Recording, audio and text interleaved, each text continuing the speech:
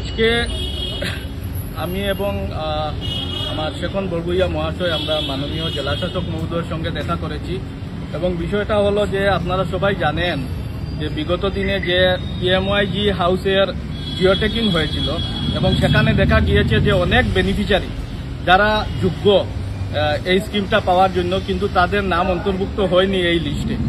তো অনেক মানুষ আমার কাছে আসছিলেন এই বিষয়টা নিয়ে। সেদিন আমি বিডিও সাহেবের সঙ্গে দেখা করেছি বিষয়টা নিয়ে, যে জিওটেকিং করা হয়েছে কিন্তু ওদের নাম অন্তর্ভুক্ত হয়নি।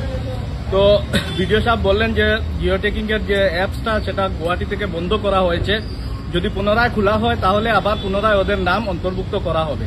তাই আজকে আমি কমিশনার পিএনআরডি উদ্দেশ্যে আমাদের ডিস্ট্রিক্ট কমিশনারের মাধ্যমে একটি স্মারকপত্র, একটি চিঠি প্রেরণ করেছি, যেখানে আমি উল্লেখ করেছি যে আমাদের এলাকার শুধু আমার কাপ্তানপুর কাজীদহর নয়, গোটা সুনাই অঞ্চলের বিভিন্ন জায়গায় জিওটেকিং এর যারা যোগ্য হিতাধিকারী ছিলেন ওদের নাম লিস্টে আসেনি, তো পুনরায় জিওটেকিং এর ব্যবস্থা করা হোক, এই আবেদনটা আমি এখানে করেছি পিএনআরডি কমিশনারের কাছে।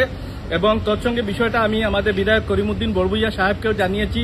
তিনিও আশ্বস্ত করেছেন যে তিনিও কমিশনার মহোদয়ের সঙ্গে কথা বলবেন এবং কথা বলে সমস্যাটি সমাধান করার চেষ্টা করবেন। আমি ধন্যবাদ জানাই ডিসি মহোদয়ের, তিনিও যথেষ্ট সাড়া দিয়েছেন, রেসপন্স দিয়েছেন, বিষয়টা তিনি খাতিয়ে দেখবেন। তো ধন্যবাদ জানিয়ে আমার বক্তব্য এখানে শেষ করছি।